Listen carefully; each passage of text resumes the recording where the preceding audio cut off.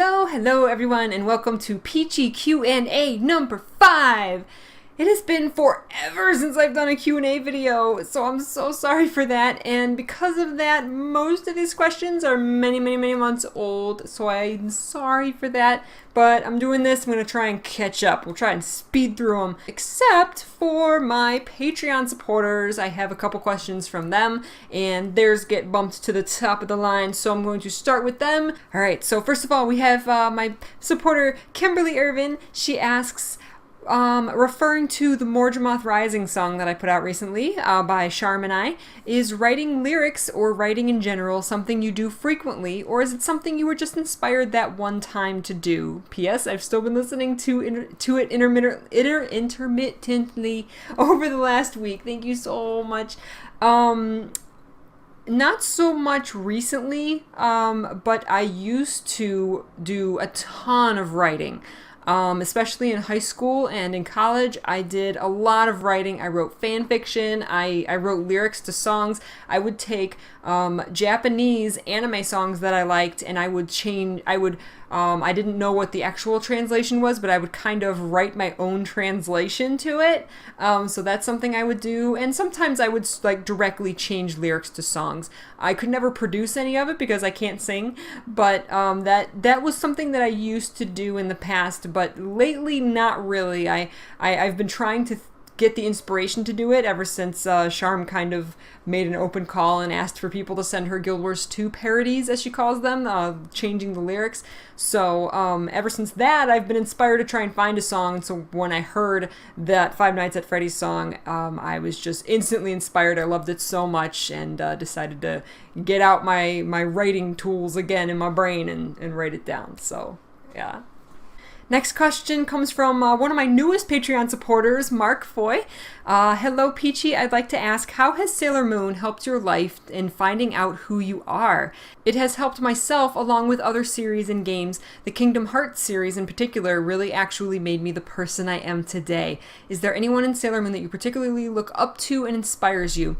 There's no one in particular, in particular character or anything that I specifically look up to. There's certain actresses and such that I'm a fan of than others, but I wouldn't say like has inspired the person that I am.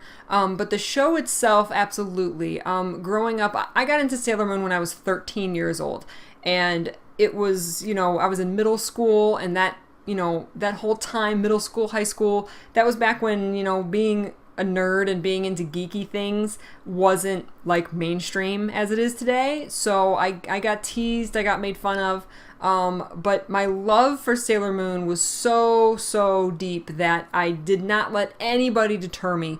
I didn't let anybody, I got made fun of, but I didn't say, I should just stop loving this. I should just stop watching this because it's not what the cool kids, think is right. So, it really helped me to be okay with what I like, and it really did help shape. It was such a huge part of my life while I was in middle, high school, college, that it really did shape who I was, and it's hard to pinpoint exactly what it was, but I think it was just that I loved the show, the characters, the story. I loved it so deeply that it made me rise above the bullying and the name calling and the teasing and just say, I don't care. I love this so much that I don't care what anybody thinks. I'm going to be myself. I'm going to be true to myself. So that was kind of how it helped me shape who I am today. And I'm really happy to hear that other people have the same experience, even if it's not with Sailor Moon, but with video games, anime, TV shows. And I love that this mainstream culture it's starting to get more mainstream, and everybody overall is starting to be more accepting. It's so wonderful. One of my biggest supporters in more ways than Patreon, Mute Harold, as well as his wife Shay. So Shay asks, it's really great to see another professional adult that has a deep love for figures, games, and childhood memorabilia. Aside from your interest in Sailor Moon, Yu-Gi-Oh, and Guild Wars, do you have any other pieces of your childhood that still resonate with you? Well, one of the biggest ones is Super Mario RPG. I have it right back there. People comment on my videos all the time and say, "What is that cartridge in the background?" That is my favorite game, one of my favorite games of all time, which is Super Mario RPG. I have half a Let's Play on my channel. I never finished it, but I've been thinking about restarting it completely and doing like a Let's Play or a Twitch stream from the beginning of that game because it is one of my favorites. I would love a remake or a sequel. I don't count Paper Mario. It's something that's stuck with me. And I still love stuff like My Little Pony, the 80s My Little Pony. I love My Little Pony. My friend recently said that she's going to give me some of her t-shirts that have My Little Pony on them, so I am super excited to rock those. It's amazing to me, all of these stuff from the shows and from our childhood are like coming back. It's crazy and it's so exciting. And if they make a live action The Last Unicorn, I will die. I will be so beyond hyped. Oh my god, I'm just waiting for that. So yeah, I would say Super Mario RPG, The Last Unicorn, My Little Pony. There's a lot of other shows that bring a lot of nostalgia. But I think those, I'm sure there's more, but those are like our big ones that I can think of that I still love dearly to this day. All right, Ryan asks, you've put a ton of work into positioning yourself as a digital media creator and entertainer. Thank you so much. As your fan base continues to grow, is there an end goal or career direction that you hope to see the Aurora Peachy brand get to? It's a very, very good question, and it's kind of a difficult one right now because I'm kind of in this transition period. I started my YouTube channel originally 100% for fun, and it still is for fun, but I'm starting to see the money making and career potential. I wouldn't say money making. By that I simply mean that it has an ability to generate some kind of an income. I know it's extremely difficult to make an actual living out of this, and I am still absolutely nowhere near that. But I can see the potential. I am seeing the growth on my channel, and I'm seeing the lives that I'm changing just by talking into a webcam and reading your messages on Twitch. And it amazes me every single day. And I get messages from people saying that I helped them through a hard time, or, they wouldn't know what to do on Tuesday mornings now if I didn't have peachy parties and afternoon guild gabs on Thursday. That's what they do. They look forward to it every week. And being that for people it's amazing. I've never really known what I want to be when I grow up. I have certain interests. I consider myself a Jill of all trades, a master of none. And I like being that. I like having a wide variety of talents, and I'm okay with not mastering any of them the way I see it. But of all of the things that I've done that have made money, whether it's a lot or a little, this is by far the thing that I feel like I fit in most with.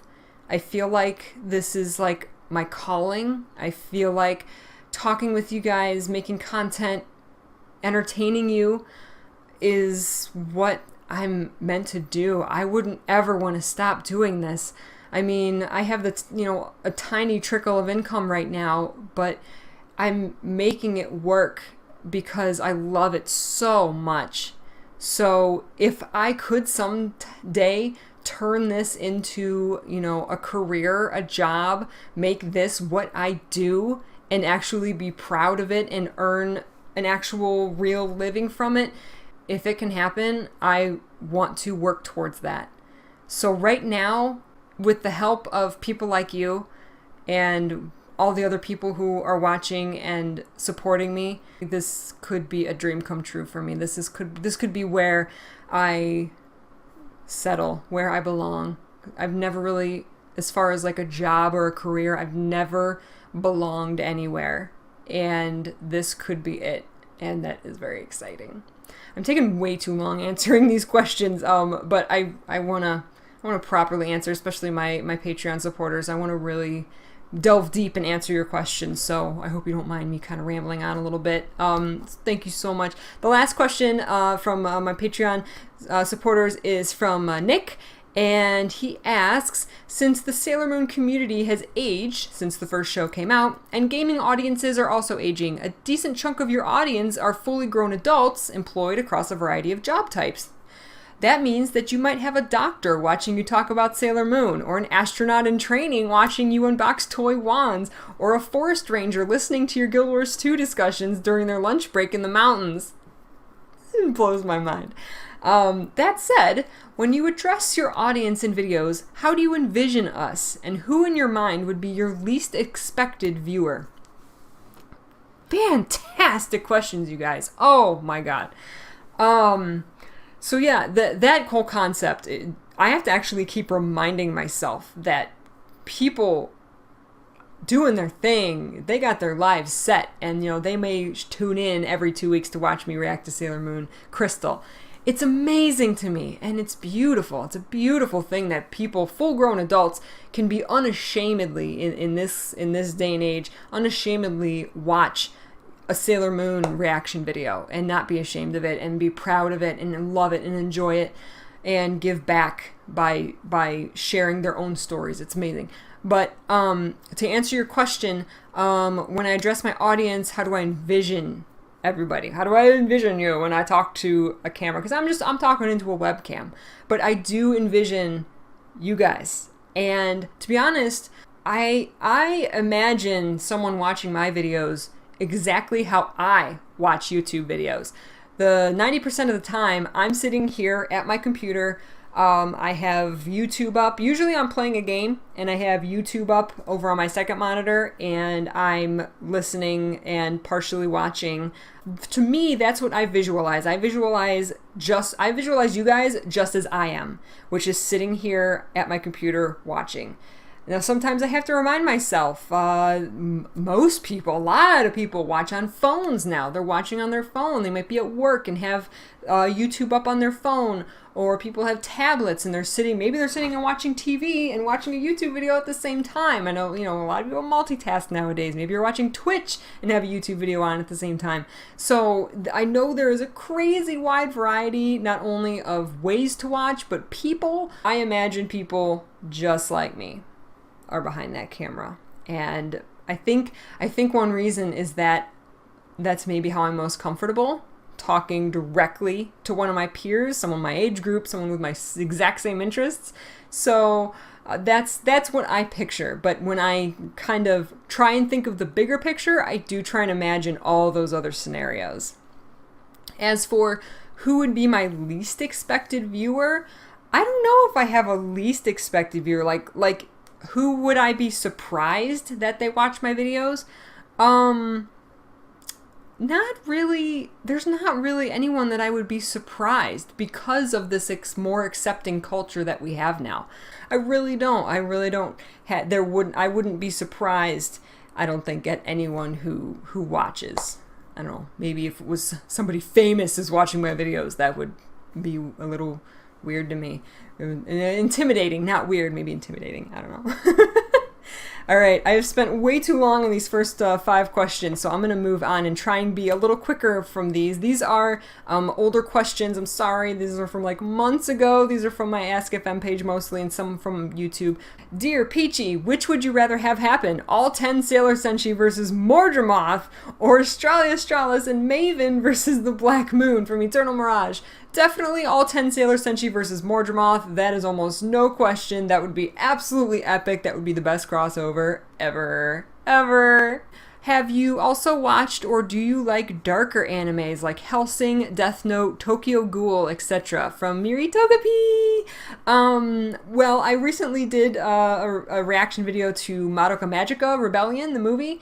And even though Madoka Magica looks happy and bright and colorful, it's actually the story, especially towards the end, gets extremely dark, and I love it. Madoka is like my 3rd favorite anime ever. I love it. Hellsing I wasn't too crazy about, though I've seen it. Death Note I love. One of my favorite genres in movie, TV, anime, anything is psychological thrillers. I love them, and those are usually pretty dark. So any anime that could be considered a psychological thriller, please suggest to me, because I love that genre, and Death Note definitely fits into that, and I love Death Note. Death Note is really high on my anime list, so I haven't seen Tokyo Ghoul, so I can't speak for that, but yeah, I can't think of any other dark animes really that I've seen, can't off the top of my head, but I love Death Note, and anything similar to that, I would probably really like to. Jungle of Meguma or Sands of Crystal Desert?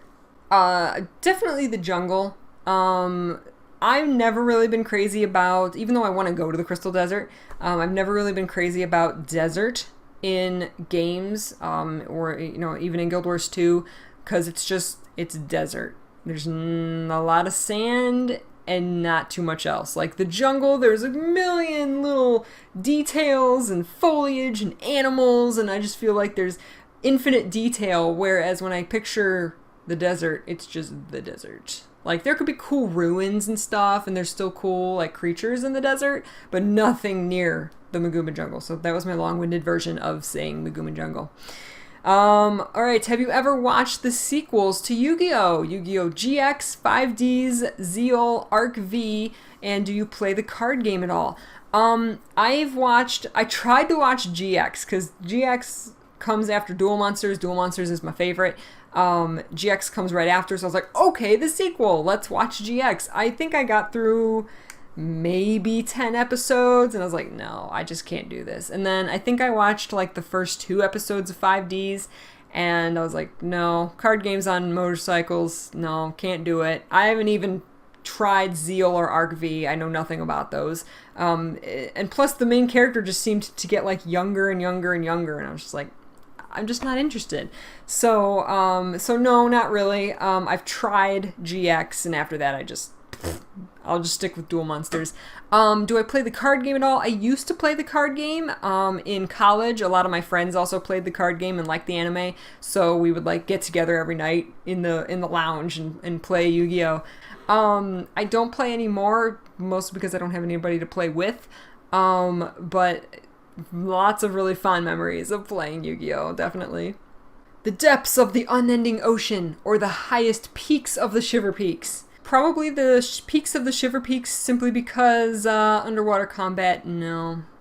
But then Largos and Quaggins, so there's that.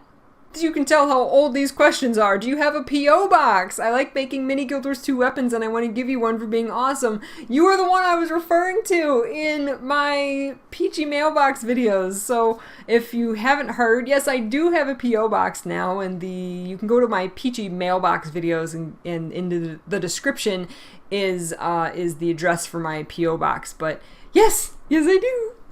How did you meet the other guys on Guild Gab? Have you thought about having other guests from the community on once in a while, like Bog Otter or maybe Wooden Potatoes or Matt Visual, etc.? Well, first of all, I met everybody else on Guild Gab. Akasaurus Rex was the first person who came to me and said, let's do a Guild Wars 2 podcast. And I was like, yeah, that sounds like a great idea, let's do it. And so we did it.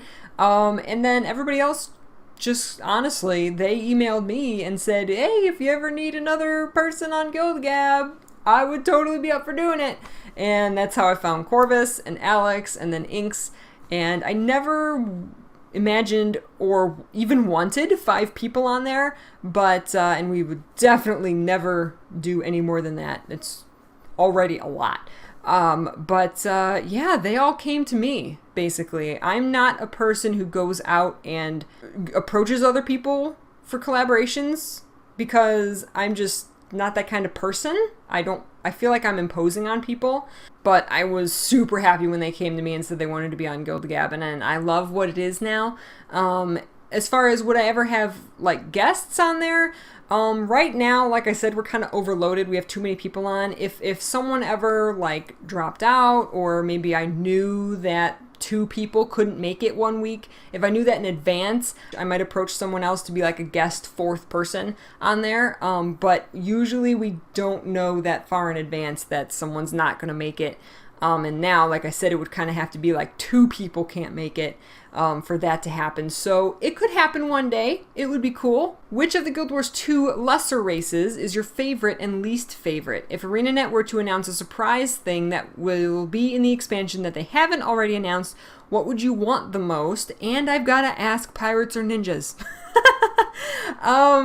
So which one of the lesser races is my favorite? Probably Quaggins. I've really started to really love them lately, and they're even in my Twitch emotes and stuff right now.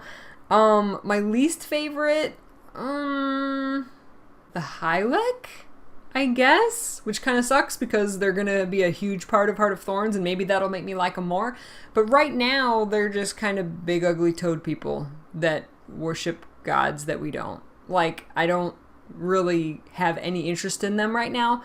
But that might change with Heart of Thorns. If they were to announce a surprise thing that'll be in the expansion, I would probably want it to be, I don't know if this would count, but skill trait templates.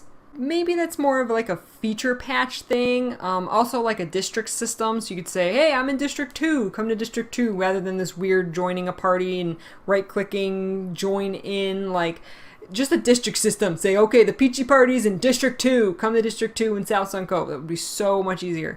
I would rather have those than, like, playable Tengu, honestly. Like, those little quality of life features are, like, everything. Like, they're game-changing. Pirates or ninjas? Pirates? I had to think long about every one of those answers. Hi, I just recently got into Sailor Moon. My favorite is Pluto, and I stumbled upon your channel as a result. You quickly became the only person I follow on YouTube. Wow, thank you. I love your videos. Anyway, have you heard of the series Winx Club? It's really cool and interesting. You should watch it. Love, Believix. Yes, I've heard of Winx Club. I have never watched it. Maybe that would be a possible reaction series or something in the future. I know there's a lot of people who love Sailor Moon that also love Winx Club. It's one of those, like, everybody who likes this also likes this, so you should check it out. So I think I have it in my next Netflix queue, actually. And though I'm going to have to find the right version because I've heard there's different versions of it, so I'm going to have to make sure I find the right one. Hi, Peachy! Have you seen the 3rd Madoka movie, Rebellion? These are so old. If yes, what do you think of the ending? Also, randomly, who's your fave character? Well, I did an entire reaction video on Madoka Rebellion, so you can go there and find out all of my opinions on that. Who's my favorite character in Madoka? Madoka is my favorite character, though I also really, really love Homoda, especially after Rebellion made me like her a lot more. How did you and Mr. Peachy meet? And how did you know he was the man you wanted to marry? Wow.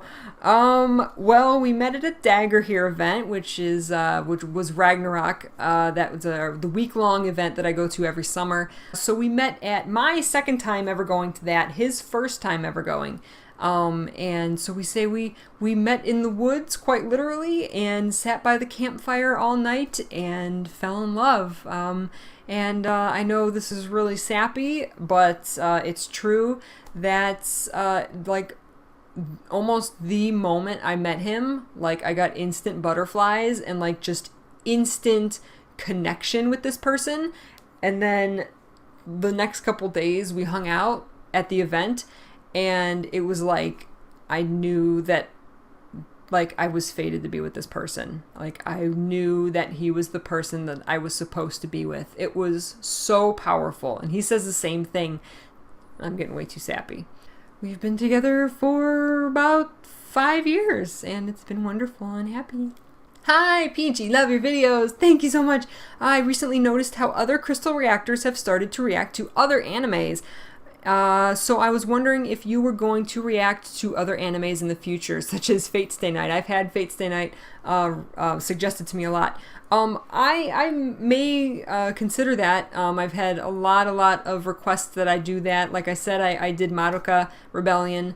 I'm gonna do the new Yu-Gi-Oh movie when it comes out, because that's one of my favorite animes. Other than that, it's gonna just depend on if I can work it into my schedule. I don't want to start another anime and then have it be very like every month I put out an episode. I want to try and make it regular. So when I can actually fit that regularly and commit to it, to do it regularly, like even if it's an episode a week, that's when I'll do something like that. I have so many projects that I want to do, and I don't want to overload myself with something like committing to reacting to like an entire anime series. Maybe a short one. Maybe I'll pick a short one to start and see if I can get through that consistently before I take on something bigger. All right, this video is getting pretty long, so this is going to be the last question I'm going to answer for this video. I will try and do these a little more often and try and kind of catch up.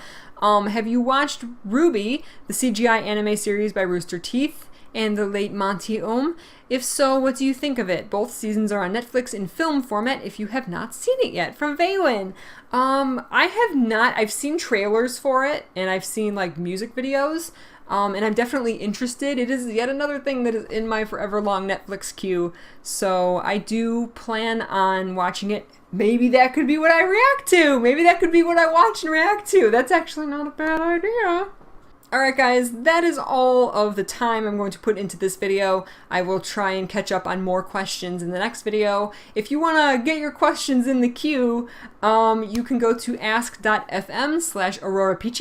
It is completely anonymous if you choose it to be, for whatever reason you would want it to be anonymous. And you can also leave questions here in the YouTube comments and I will answer them. If they are Sailor Moon, specifically Sailor Moon related, I put them into my Sailor Moon Q&As because I get a lot of Sailor Moon questions and I don't want to bog down these general Q&As with Sailor Moon questions, so I have a separate video series just for Sailor Moon Q&As. So if you didn't hear your question, it is either still in the queue or it's going to go in the Sailor Moon Q&A video. So thank you so much for watching. Please leave more questions and I will try and get to these more often, I promise. And I will see you guys later. Hope you have a wonderful day. Thank you so much. Mwah. Bye.